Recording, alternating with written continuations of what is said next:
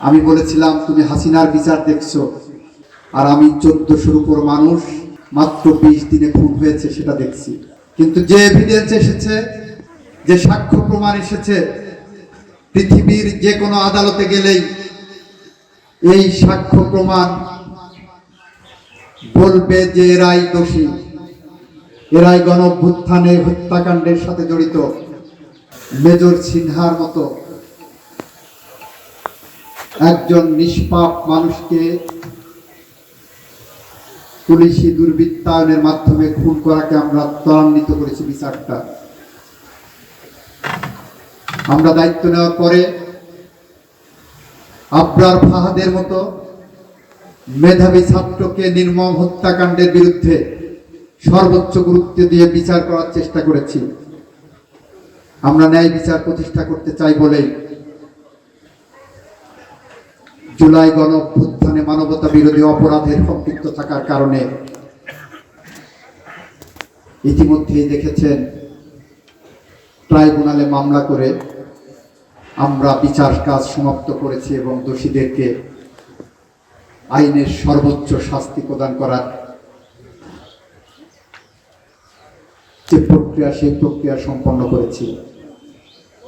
এটা আমাদের অঙ্গীকার। এটা অনেক হার্শ হইতে পারে, অনেকের কাছে মনে হতে পারে এটা রাজনৈতিক, কিন্তু যে এভিডেন্স এসেছে, যে সাক্ষ্য প্রমাণ এসেছে, পৃথিবীর যে কোনো আদালতে গেলেই এই সাক্ষ্য প্রমাণ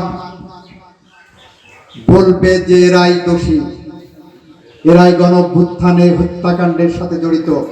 সানশাইন আটা ময়দা সুজি, ভালোবাসায় তৈরি। আমরা এমন একটি বিচার প্রক্রিয়ার মধ্য দিয়ে গিয়ে যাচ্ছি। সমালোচনা আমাদের থাকবেই, কিন্তু কারা সমালোচনা করছে তাদের দেখতে হবে। আমি বলেছিলাম তুমি হাসিনার বিচার দেখছো, আর আমি 1400-র উপর মানুষ মাত্র 20 দিনে খুন হয়েছে সেটা দেখছি। মাত্র 20 দিনে 30,000-এর মতো মানুষ চোখ হারিয়েছে, হাত হারিয়েছে, পা হারিয়েছে, পঙ্গুত্ব বরণ করেছে। আমি এদের জন্য ন্যায় বিচার দেখছি। এখানে হাসিনা আমার কাছে মুখ্য নয়, আমার কাছে মুখ্য মানবতা বিরোধী অপরাধ হয়েছে, আমার সমাজ রক্তাক্ত হয়েছে, আমার দেশ রক্তাক্ত হয়েছে, আমার দেশের মানুষের হৃদয়ে রক্তক্ষরণ হচ্ছে, এতগুলো মানুষকে পাখির মতো গুলি করে হত্যা করা হয়েছে।